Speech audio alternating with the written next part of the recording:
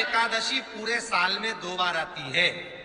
एक श्रावण के महीने में आती है, दूसरी पोषादिक्रम में आती है। श्रावण के महीने की जो पुत्रदा एकादशी होती है, ये संतान की वृद्धि करने वाली होती है। शंकर जी के मंदिर में जाकर, भगवान शिव के मंदिर में पूजन करके घी का 1 कटोरी में घी और 1 कटोरी में खीर शंकर के सामने रख देते हैं।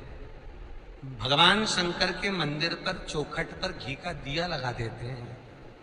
शंकर जी की चढ़ी हुई 1 बेलपत्र साथ में रखें और 1 बेलपत्र को उठाकर शंकर जी के मंदिर की चौखट पे ही बैठ कर चबा चबा कर खा लेते हैं।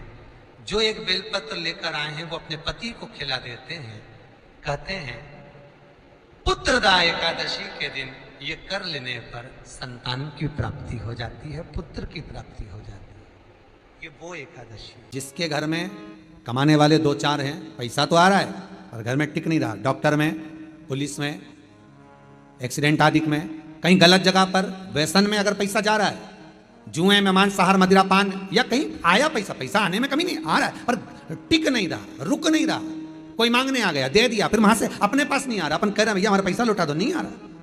तो महाराज शिव महापुराण की कथा कहती है एकादशी के दिन गंगा के जल में मात्र 7 बेलपत्री डालकर जो नंदीश्वर भगवान अर्थात जो शंकर जी के शिवलिंग के सामने नंदी होता है, उस नंदी के चरण पर गंगा का जल चढ़ाकर बेलपत्री शिव पर समर्पित कर देता है, उसके घर में रुपया रुकना चालू हो जाता है। फिर वो गलत जगह पर नहीं जाता, गलत स्थान पर वो धन जाएगा ही नहीं। बेटा अगर व्यसन में पड़ा हुआ है, मदिरापान में पड़ा हुआ है, मांसाहार में, जुए आदि में जा रहा है, तुम्हें लग रहा है कि मेरा बेटा गलत मार्ग पर जा रहा है, ये मित्र दोस्ती गलत हो रही है, वो सही जगह पर आ जाए।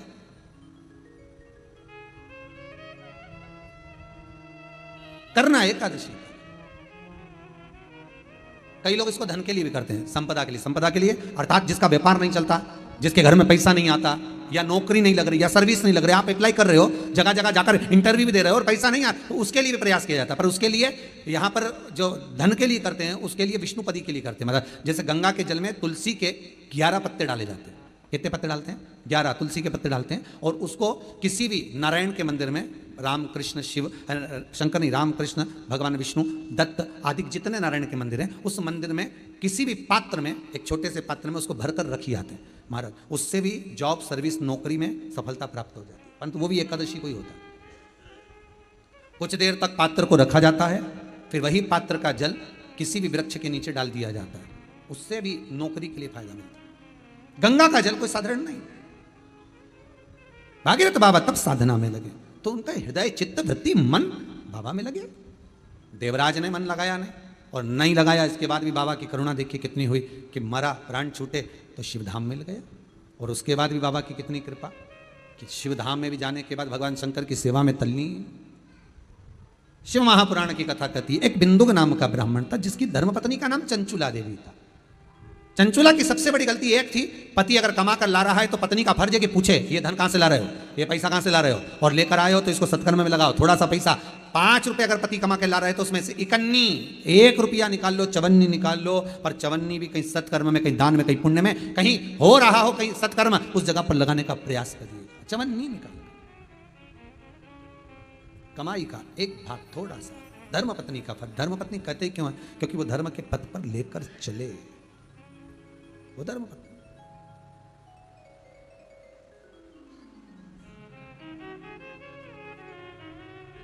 पैसा, धन ज़्यादा आने लगे तो पत्नी को कहना चाहिए कि देखो थोड़ा बहुत मेरा मन है, शिव महापुराण की कथा हो जाए, या फिर कहीं सत्कर्म में लग जाए, कहीं ब्राह्मण भोज, साधु भोज, सन्यासी भोज, गुरुजन में, संत जन में, साधु जन में, तपस्वी जन में कहीं लग जाए। ये धर्मपत्नी,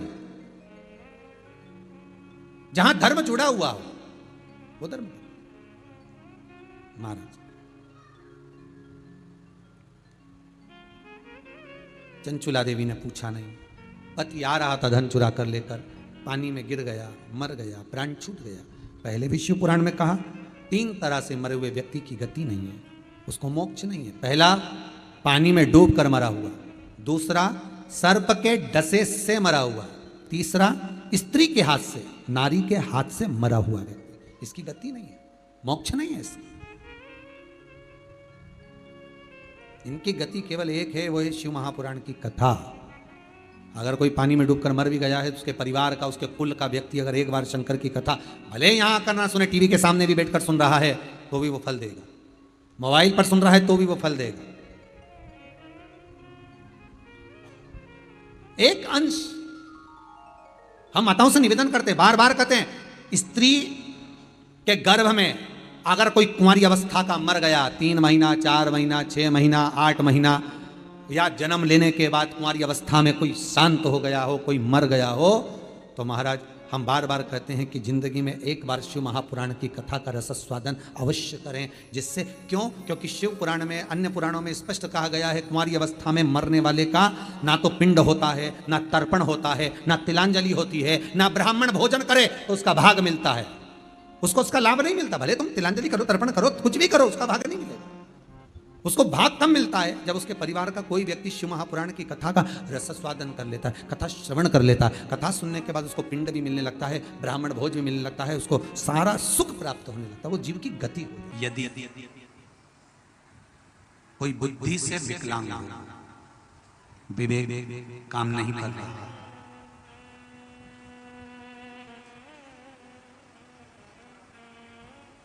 अगर विवेक काम ना कर रहा हो, माइंड से कोई कमजोर हो, तो जब स्वधा के नाम से आप शंकर भगवान को जल समर्पित करें, स्वधा स्वधा कहकर उस जल को समर्पित करें, तो पितरों का स्मरण कर कर वही स्वधा को समर्पित किया गया जल, जिसको विवेक की तकलीफ होती है, बुद्धि की तकलीफ होती है, अपने पितरों का, अपने पूर्वजों का स्मरण कर कर उस जल को उस विवेकहीन व्यक्ति के दोनों भुकुटियों के पास में लगा देना चाहिए, थोड़ा सा। जैसे एक पत्र में आया है,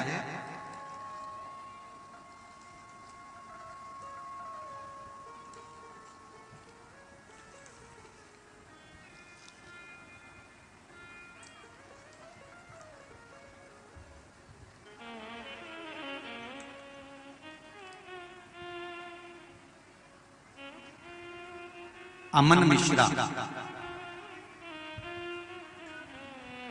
24 घंटे यहां पर सेवा दे रहे हैं। कहीं हैं अमन मिश्रा? आप ही हैं? एक बार दोनों हाथ लगा दे। श्री शिवाय नमस्ते।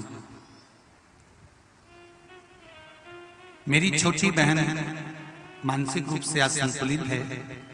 विज्ञान की सहायता से हर वह कदम उठाया गया जो उठाना चाहिए, सारे चिकित्सकों को दिखाया गया, सारी दवाइयां कराई गई, पर कोई लाभ नहीं मिला। सिर्फ और सिर्फ अगर कुछ थोड़ा सा लाभ देख पाया हूं अपनी बहन पर, तो बिलपत्री मैंने अपनी बहन को सेवन कराना प्रारंभ करा, जिससे अब उसमें थोड़ा सा लाभ देख पा रहा हूं। सही आपने लिखा है पत्र? दोनों हाथ मिला दीजिए। हर हर बैठो बैठो बैठ। कहां से हो बाबू? यही सिमरी के? बाबा की कृपा हो। अगर मेरे बाबा ने थोड़ा सा भी हाथ पकड़ा है, सारे मेडिकल को दिखाने के बाद भी अगर थोड़ा सा लाभ भी, इंच मात्र का भी अगर दिया है मेरे शंकर ने, तो ये जान लेना, मैं तो यहां तक कहूंगा कि आप अगर शिव महापुराण की कथा तक पहुंचे हो, या आस्था चैनल पर शिव महापुराण की कथा सुन रहे हो, या फेसबुक यूट्यूब पर टाइम निकालकर अगर शिव महापुराण की कथा सुन रहे हो, तो ये मेरा विश्वास कहता है कि शंकर भगवान ने तुम्हारा हाथ पकड़ लिया है, अब वो डूबने नहीं देगा, ये निश्चित है। कौन आता है सिमली अर्चन में इतनी दूर अपने अपने गांव से? जो आसपास के रहते होंगे वो आ जाते होंगे, व्यापार करने आ जाते होंगे, जिसके यहाँ शादी ब्याह होता होगा तब आते होंगे। कौन आएगा किसी के? कौन सुनेगा आस्था चैनल पर कथा? कौन सुनेगा फेसबुक यूट्यूब पर कथा? अगर आप ढूंढते ढूंढते भी अगर महापुराण की कथा तक पहुंचे हो, भले आसपास चैनल के माध्यम से सुन रहे हो, फेसबुक यूट्यूब के माध्यम से सुन रहे हो, चाहे इस पंडाल में सुन रहे हो, आप ढूंढते हुए भी अगर शंकर की कथा तक पहुंचे हो, तो जरूर मेरे देवाधिदेव महादेव को कुछ अच्छा करना होगा। इसलिए तुमको खींच कर यहाँ तक बुला लिया, नहीं तो बहुत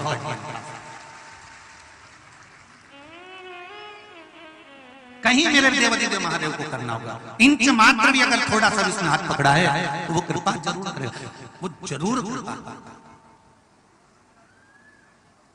मैंने तेरे ही भरोसे ओ बाबा तेरे ही भरोसे हवा बिच उड़ती जावांगी बाबा डोर तो छठी में कटी जावांगी ओ बाबा मेरी बदन भोले मेरी बदन हवा बिच उड़ती जावांगी बाबा डोर हतो छठी में कटी जावांगी।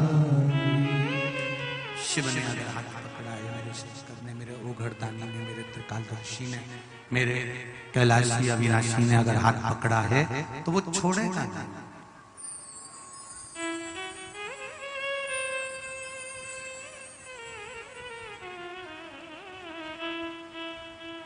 एकादशी के दिन अगर जल चढ़ाने जाओ तो 3 बार मुख से बोलिएगा। फिर से बोलो एक बार, स्वधा स्वधा स्वधा।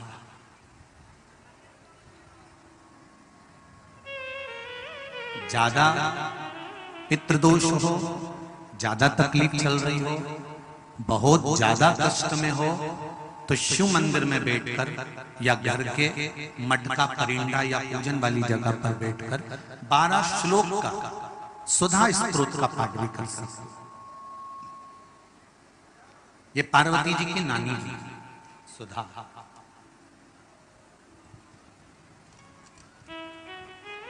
जो भगवान शिव का अभिषेक करना, पूजन करना, अर्चना करना, मंत्र जाप करना, स्मरण करना, नित्य प्रति शिव पूजन में डूबी रहना, इनका एक ही काम था। थी पितरों की पत्नी,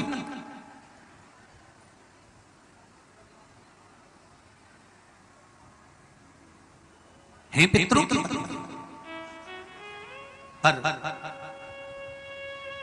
भक्ति में इनका बल बड़ा प्रबल है। एकादशी व्रत का सबसे पहला नियम है कि आप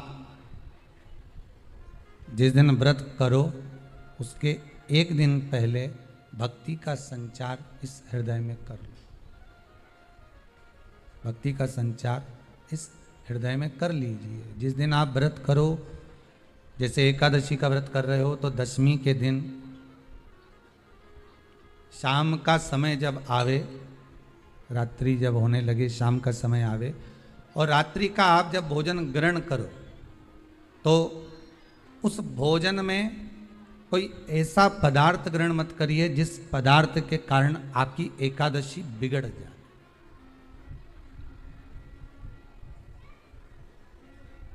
कोई बेकार भोजन हमें ग्रहण नहीं करना,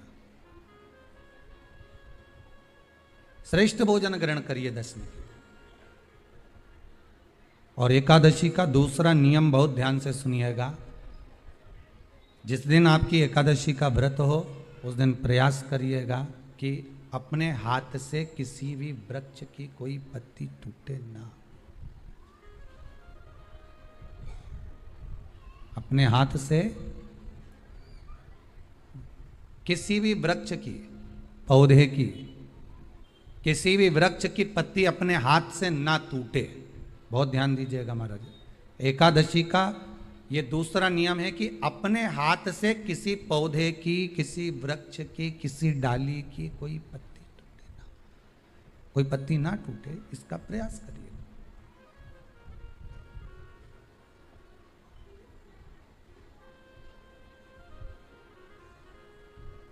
कितना सुंदर व्याख्यान कहा है, कितना सुंदर वर्णन है महाराज कि मात्र एकादशी का व्रत कर लेने पर, मात्र एकादशी का व्रत कर लेने पर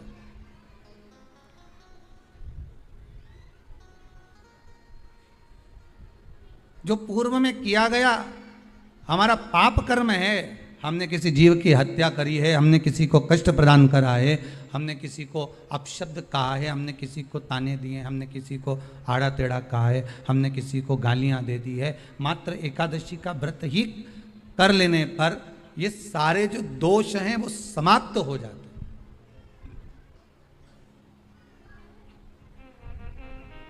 सारे दोष हमारे समाप्ति पर आ जाते हैं।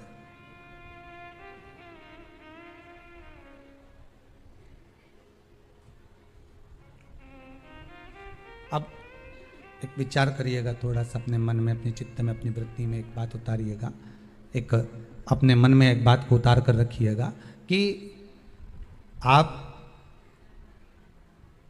अपने पाप को, अपने पाप कर्म को जिस दिन छिन्न करने वाले हो, समाप्त करने वाले हो, अपने पाप को आप जिस दिन समाप्ति पर लेकर जा रहे हो, तो उसके एक दिन पहले आपको प्रसन्नता होना चाहिए कि नहीं होना चाहिए कि कल मेरा पाप कटने वाला है, कल मेरा पाप समाप्त होने वाला है। जो मैंने पाप कर्म करा है वो समाप्त होगा, जो मैंने पाप कर्म करा है वो कल समाप्त हो जाएगा। तो एक दिन पहले आपके चेहरे पर प्रसन्नता हो कि ना हो?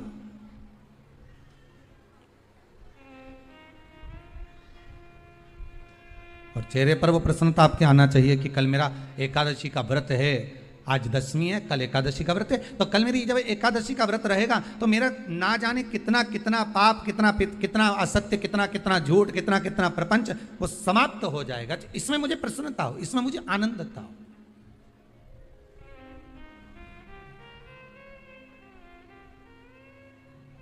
तो क्या कहा गया कि प्रयास करिएगा कि एकादशी के दिन कोई वृक्ष की, कोई डाली की, कोई कोपल की कोई पत्ती ना तोड़ी जाए। क्यों? तो कहा अगर उस पत्ती को हम तोड़ देते हैं, वृक्ष की पत्ती को या क्यारे में लगी हुई कोई डाली की पत्ती को हम तोड़ देते हैं तो एकादशी का पुण्य फल प्राप्त नहीं होता, एकादशी का कोई फल हमारे खाते में नहीं जाता, पुण्य फल प्राप्त। अब फिर भले तुम चाहे तुमने मोरधन खाया हो, चाहे तुमने फिर चिप्स खाई हो, चाहे तुमने फिर व्रत का कितना ही सामान खा गए हो और तुमने सोचा कि आज मेरी एकादशी है, तो फिर उसका कोई फल प्राप्त नहीं है, उसका कोई सुख प्राप्त नहीं है आपको, फिर उसका कोई आनंद प्राप्त नहीं है आपको, फिर उसमें कोई आनंद की अनुभूति आपको नहीं मिली। एकादशी कौन है? कहां से प्रगटी है? माया? नहीं, एकादशी है कौन? क्यों इसकी इतनी प्रधानता है? क्यों इसकी पुण्यता है? ऐसा क्या है एकादशी में जो उसकी पुण्यता मानी जाए? कौन है ये जो भगवान नारायण तक एकादशी का व्रत करते हैं? सुभद्रा जी को भगवान जगन्नाथ ने, जगदीश ने एकादशी का व्रत कराया था। बद्रीनारायण भगवान को माता लक्ष्मी ने एकादशी का व्रत कराया था। क्यों? चंद्रायण एकादशी व्रत की माता। एकादशी है कौन? तो कहा जिसको व्रत करने पर भगवान नारायण भी जिसका व्रत करते हो, भगवान माता लक्ष्मी जिसका व्रत करती हो, वो एकादशी है कौन? तो शास्त्र वर्णन करता है महाराज, स्कंद पुराण का सुंदर चातुर्मास्य खंड के अंतर्गत वर्णन आया है महाराज। एक बार भगवान विष्णु आनंद में विराजमान थे, पद्मावती और माता लक्ष्मी दोनों उनके पास में विराजी हुई थी, दोनों बैठी हुई। भगवान लक्ष्मी और पद्मावती दोनों बैठी है, एक सिर के पास, एक चरण के पास। कुछ समय बाद वहीं पर ब्रह्मदेव का आगमन हुआ और ब्रह्मा जी आगमन पाकर भगवान नारायण पद्मावती से लगकर उठे और उठकर लक्ष्मी की ओर झुके। झुकने पर इन तीनों के समागम से भगवान नारायण के हृदय चित्त से एक कन्या प्रकट हो गई। उस कन्या का नाम एका था। क्या नाम था? एका।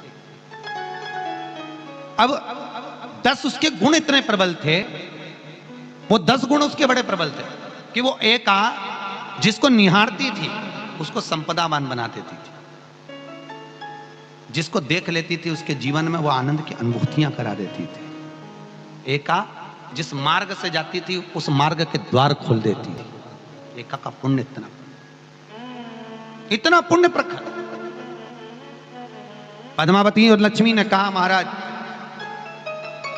ये बेटी आपके द्वारा निर्मित हुई है, इसका कन्यादान करना चाहिए। हमारे यहाँ हिंदू धर्म में रीति है, जिस दिन कन्यादान करा जाता है उस दिन व्रत रखा जाता है। अब आजकल रखते कि नहीं रखते मालूम नहीं, और कन्यादान करते समय व्रत रखा जाता है। व्रत रखना, एका का कन्यादान करना है। भगवान बोले कन्यादान करें, किसको दें?